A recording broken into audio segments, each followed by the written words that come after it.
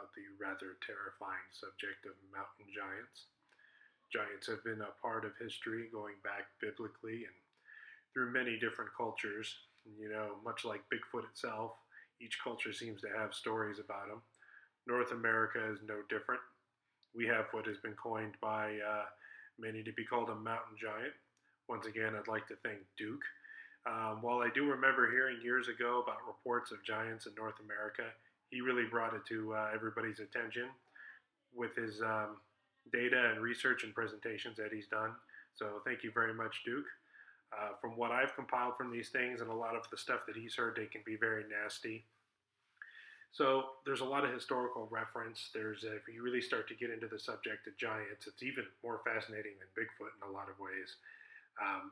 Countries across the globe, South America, North America, all over Europe, Africa, have uncovered bones, large skulls, deformed skulls, hybrid skulls, and bones, and there seems to be some kind of an international cover-up. Now, there are museums, I think, in South America and other places that will display them and will say, hey, look, we found big giant femur bones, we found big giant skulls, like Ron Moorhead's work with the Baraka skulls. They're very interesting.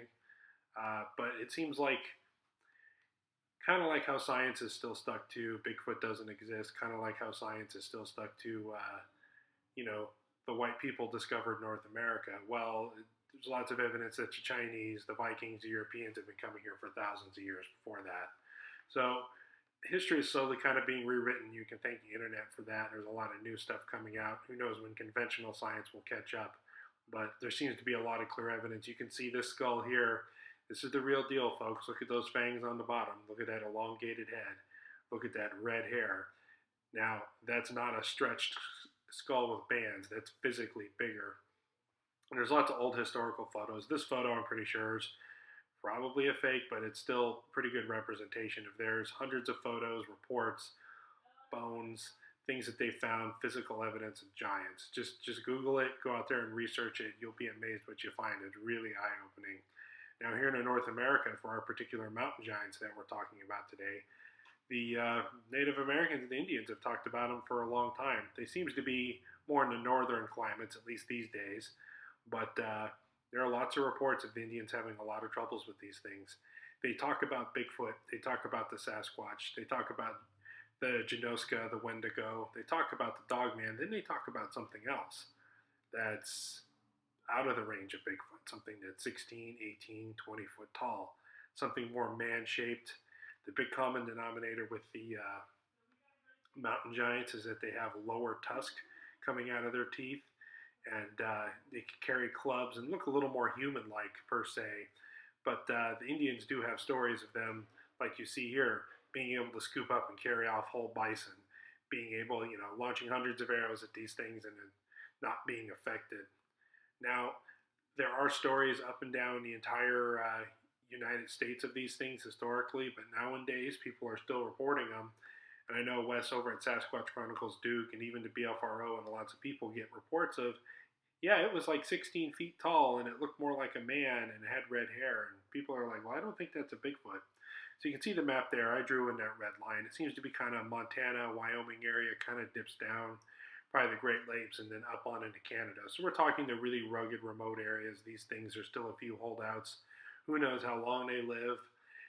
If you believe the old stories that they're the shining ones, the ones fallen from God, then they could be immortal or quasi-immortal or immortal unless they get killed, or they're like Methuselah and Noah and people of old, where they have 5, 6, 700,000 year lifespan. Who knows? Very little is known about these things, but people do see them.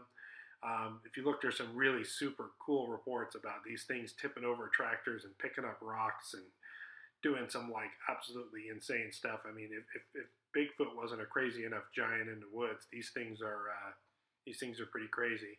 Now, these two slides you see here are from Duke. Thank you very much once again. They're the best things out there. You got a mountain gorilla, the puny human, a bear that dwarfs us, then the Bigfoot, and then you got these things.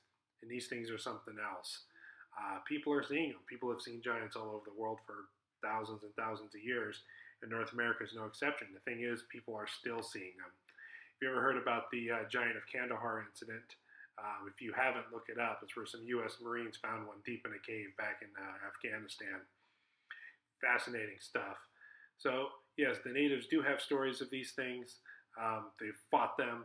There's stories of them actually teaming up with tribes of Bigfoots, probably the type 1s that get 10, 11, 12 feet tall themselves and teaming up to take out these mountain giants because they're the scourge of everything. The cannibal giants. They've been known to take people for food, known to take the Bigfoots for food and be the worst competition. I mean, they're kind of like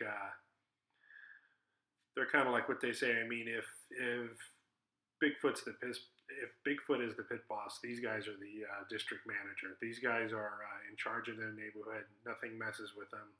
They've been known to leave 3 and 4 toed tracks. Most of the tracks are 4 toed, and when they get into the 22, 25-inch range, it's like, I don't think we're talking about Bigfoot here. We're talking about huge foot. We're talking about giants.